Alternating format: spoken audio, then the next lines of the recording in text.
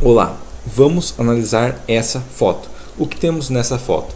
Primeira coisa que nós temos é um pilar metálico apoiando vigas metálicas e essas vigas apoiando uma laje steel deck. O que nós vamos analisar aqui, que também tem conceitos similares para concreto armado ou qualquer outro tipo de estrutura, mas que nesse caso vamos analisar para estrutura metálica, é esse corte aqui, então, né? Essa cintura que nós temos na viga, né, próximo a chegar no pilar. Bom, primeira coisa então, se você lançar isso aqui num software de dimensionamento ou você calcular na mão, você vai ver facilmente que aqui nessa conexão próximo aqui eu tenho um momento fletor negativo elevado e que se a estrutura falhar, ela vai falhar nessa conexão. Esse é o ponto frágil da estrutura. Então, por que a gente faz uma estrutura com um ponto frágil? Não seria melhor deixar a estrutura rígida de maneira a garantir que ela não falhe? E a ideia, né? Não, vamos minimizar a chance de falha. Mas não, nesse caso aqui o que está acontecendo? Bom, a viga foi dimensionada para ela resistir mesmo com esse corte no ponto crítico. Porém, esse corte foi feito não para aumentar a resistência, mas para diminuir a resistência, certo? E por que diabos a gente faria uma viga fraca? Por que a gente faria uma viga com menor resistência? Bom, por quê? Porque nesse caso aqui é uma viga específica para terremotos, tá? Não é uma viga normal. Caso essa estrutura falhe, ela vai falhar na viga, certo? Então, gera um terremoto, o prédio começa a se mexer e essa viga vai cair. Ela vai falhar antes do pilar falhar. E aí é um problema, né? Porque se essa viga falhar, vai ter pessoas na laje de cima e vai ter pessoas logo abaixo. Se essa viga cair na cabeça de uma pessoa, é morte na hora. Se a pessoa que está em cima cair os 3 metros quando a viga cai, entre andares, ela vai quebrar uma perna, vai quebrar um braço, pode morrer também. Então, por causa desse corte, eu posso matar uma pessoa. Então, por que eu vou fazer esse corte? Bom, porque nós temos que analisar a outra situação. Vamos imaginar que exista um terremoto. E novamente, terremoto, os prédios começam a balançar, vai dar uma falha.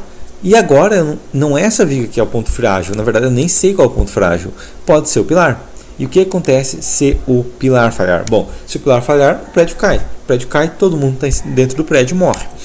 Então, no primeiro caso, onde eu deixei a viga frágil, caso dê um terremoto, que é uma carga imprevista ou alguma outra colisão e tudo mais, a falha vai gerar a morte de um andar, tá? Então todas as pessoas em um andar vão morrer.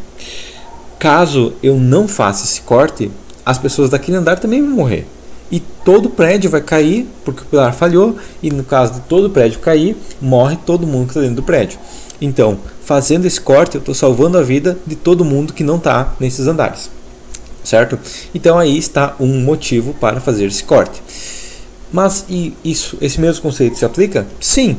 Por quê? Porque em qualquer tipo de estrutura você tem que imaginar não só maneiras de garantir que ela não vai falhar e colocar um coeficiente de segurança em cima, mas também garantir que, apesar de não ser obrigatório por norma, convém garantir que caso falhe, caso dê uma carga fora do normal, caso alguém compre um apartamento para estocar chumbo, certo? Vai saber o que vai acontecer. A pessoa vai lá, compra um apartamento para 200 kg e coloca 1000 kg por metro quadrado. Bom, nesse caso vai falhar. E nesse caso, convém dimensionar a estrutura não apenas para que ela não falhe, mas para que, caso ela falhe da maneira menos prejudicial possível. Ou seja, se alguém comprar um apartamento para guardar chumbo dentro do apartamento, que o apartamento falhe primeiro com as vigas cedendo, com o aço começando a escoar, que comece a aparecer muitas trincas, que fique óbvio que vai falhar. Então, na prática, em concreto armado, é melhor a gente colocar pouco aço, porque o aço ele avisa antes de falhar, né? Então, a gente coloca pouco aço. O concreto a gente sabe que vai resistir, mas o aço não vai resistir tanto. Ele vai falhar, ele começa a escoar, ele começa a diminuir a seção, né? Ele começa a ceder a viga, começa a aparecer trincas, a viga começa a ter muitas trincas na parte de baixo ou na parte de cima de uma conexão e fica óbvio que vai falhar ali. Vai falhar ali, o que é feito? Chamado alguém, um engenheiro e tudo mais, e prevenida a situação, não morrendo ninguém.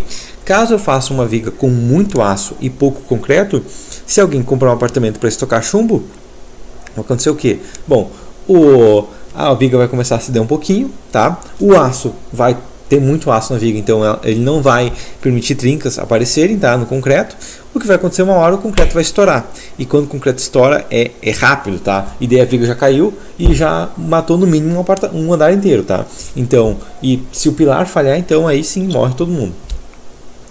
Então, nesse caso, a gente dimensiona vigas, tá? Sempre que possível para uma seção menor. Porque de maneira a garantir que a estrutura não falhe não falhe subitamente, ela falhe da maneira mais leve possível, certo? Em um pavilhão metálico em que tem digamos, um pavilhão mesmo, só pilares e a treliça, né, de tesouro, mesma coisa. Se possível, colocar além de dimensionar, né, de maneira que, caso falhe, seja o parafuso que falhe. Então, o parafuso que conecta a telha à terça falhe. O que vai acontecer? Pior caso, a telha voa. Se no caso, ainda assim, né, colocando todo o coeficiente de segurança em cima. Então, mesmo com o vento normal, não falhe. Mas caso ultrapasse isso, caso dê um vento de 200 km por hora, o parafuso falhe e a estrutura fica inteira, certo? Por quê? Porque daí, nesse caso, o pior caso que você vai ter, você perde as telhas, mas a estrutura fica inteira. Caso você dimensione e o ponto mais frágil da sua estrutura seja o pilar, o pavilhão vai dobrar ali, pode sair voando o pilar, pode sair voando o pavilhão inteiro, né? E pode matar pessoas. Então, uma maneira de minimizar falhas é que dimensione de maneira que o ponto onde vai existir a falha seja um ponto em que, se ele falhar, vai minimizar os custos dessa falha, beleza? Então seria isso, até a próxima.